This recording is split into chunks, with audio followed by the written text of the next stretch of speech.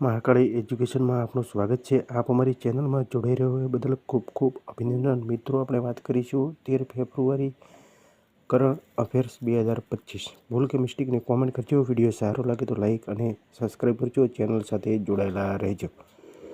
આવનારા સમયની અંદર સંપૂર્ણ પોલીસ કોન્સ્ટેબલની તૈયારી કરાવવાના હોય. વિડીયો સાથે અને ચેનલ સાથે જોડાયેલા રહેજો. તો પ્રશ્ન 1, હાલમાં ડાર્વિન દિવસ ક્યારે મનાવવામાં આવ્યો? તો 12 ફેબ્રુઆરી. ચાર્લ્સ ડાર્વિનના જન્મ થયો હતો 12/2/1809. આ તારીખને ઉજવવામાં આવે છે. તો દિવસો વિશે ચર્ચા કરી લઈએ. તો રાષ્ટ્રીય ઉત્પાદકતા દિવસે 12 ફેબ્રુઆરી ઉજવવામાં આવે છે. 1 ફેબ્રુઆરી ભારતીય તટરક્ષક દિવસ ઉજવવામાં આવે છે. 2 ફેબ્રુઆરી વિશ્વ આદ્રભૂમિ દિવસ ઉજવવામાં આવે છે. 3 ફેબ્રુઆરી રાષ્ટ્રીય ગુમશુદા વ્યક્તિ દિવસ ઉજવવામાં આવે છે.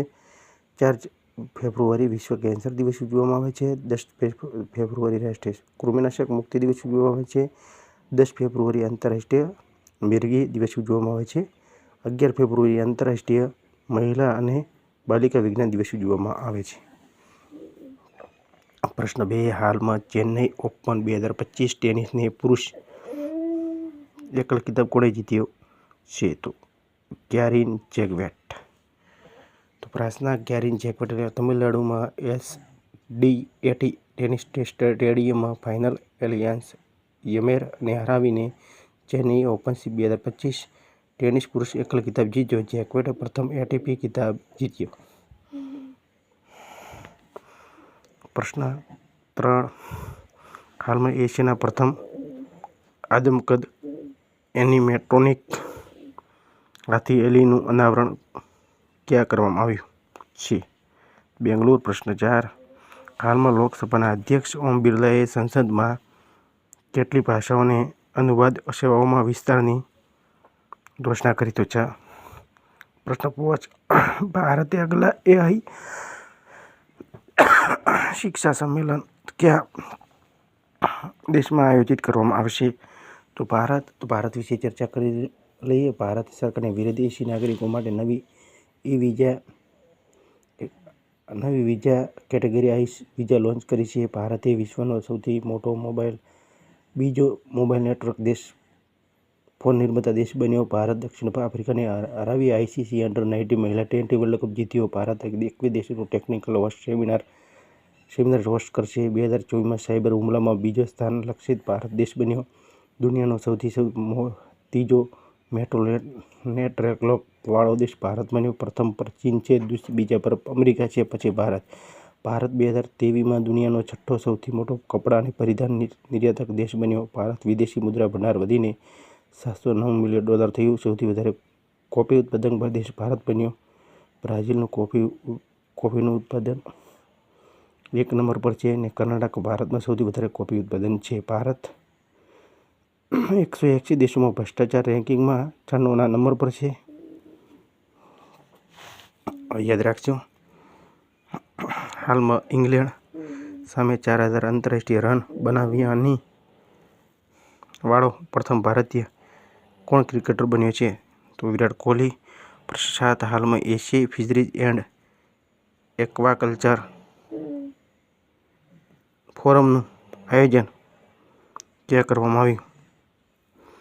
ન્યૂ દિલ્હી. પ્રશ્ન 8, હાલમાં 2027માં 39મો રાષ્ટ્રીય ખેલાડી મેજબાની કોણ કરશે? તો મેઘાલયનું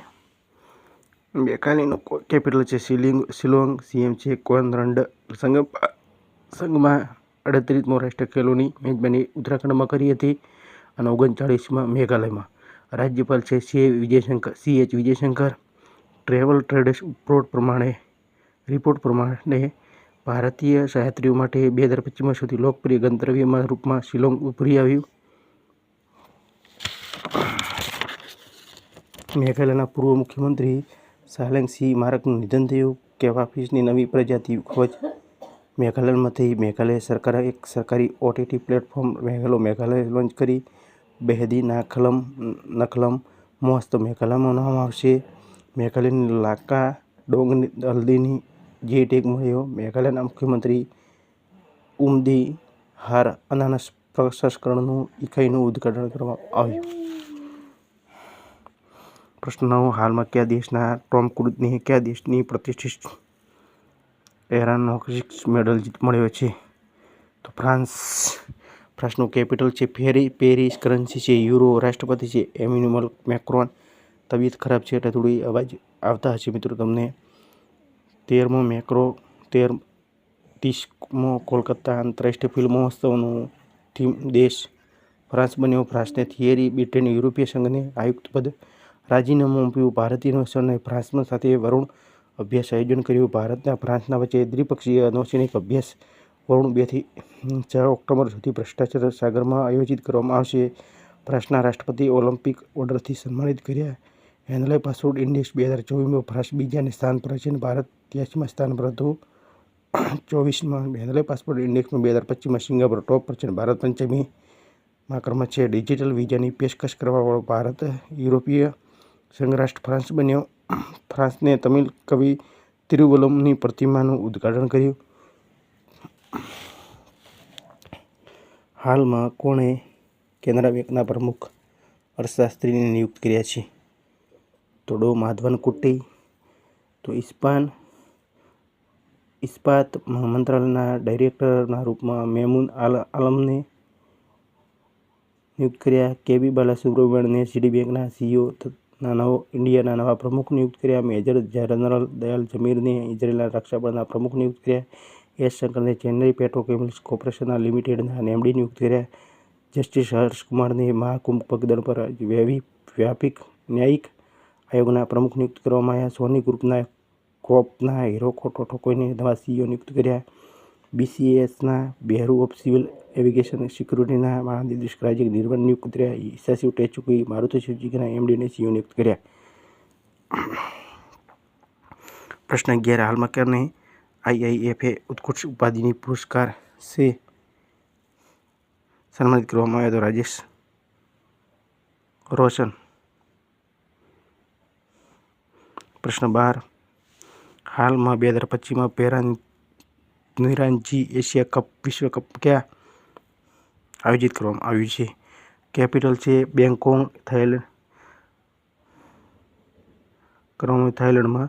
તો કરન્સી છે થાઈ બહાટ. પીએમ છે પી શ્રીનિવાસન અને કેપિટલ બેંકોક છે. પ્રશ્ન 13. હાલમાં રજૂ કરેલ ભ્રષ્ટાચાર ધારણા સૂચકાંક 2024 કોણ ટોપ પર છે? તો ડેનમાર્ક. 180 દેશની રેન્કમાં ભારત 96મા નંબર પર છે. આના 180 ભ્રષ્ટાચાર દેશોની અંદર લિસ્ટ તૈયાર કરવામાં આવ્યું હતું. તેની અંદર સૌથી ઓછો ડેનમાર્કનો ભ્રષ્ટાચાર થાય છે. ભારત 96મા નંબર પર છે. દક્ષિણ સુડાન, સોમાલિયા, વેનેઝુએલા અને સિરિયા સૌથી વધારે ભ્રષ્ટાચાર દેશોમાં સામેલ થયા છે. તો ભારત 96મો નંબર 180 દેશોનું રેન્કિંગ હતું. ડેનમાર્કમાં સૌથી ઓછું થાય છે. પ્રશ્ન 1 નહીં પણ 4 થી 5 બની રહેશે. અને ક્યારેક તો 2024ની અંદર.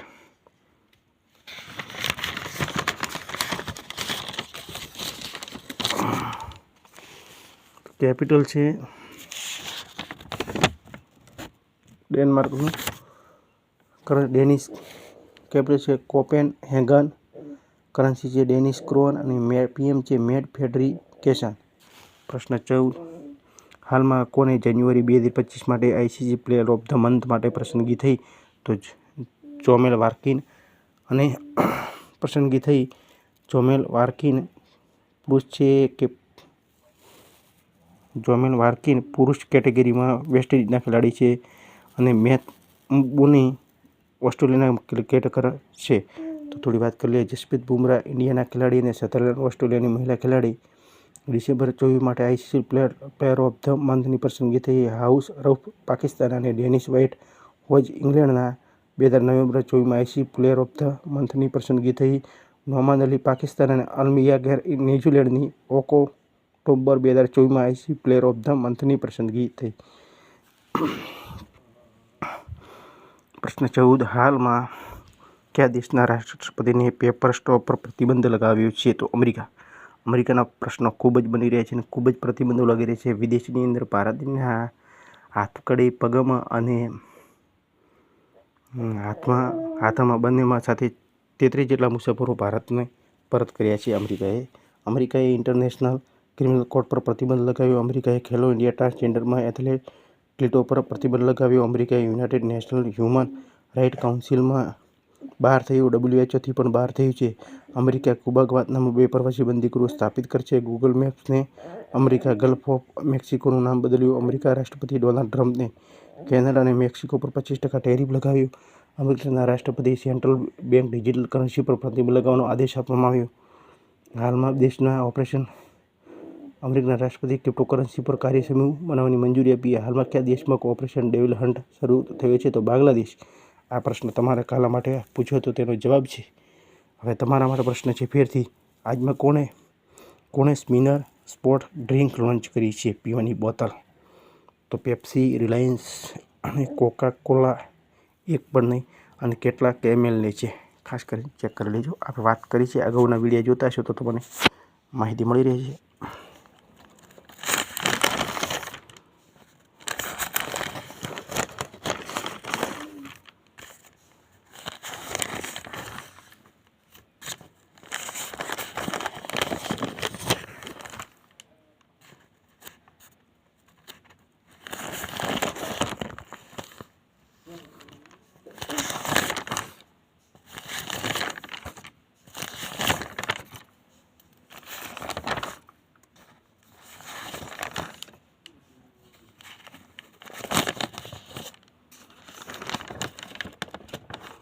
તો થોડી ચર્ચા કરી લઈએ. જ્હોન રેડક્લિફને અમેરિકાના ખુફિયા વિભાગના પ્રમુખ નિયુક્ત કર્યા. મહારાષ્ટ્રના FDA હોમિયોપેથિક અને ચિકિત્સકોને ડેવલપ પુખ્ત બાળકોની મંજૂરી આપી.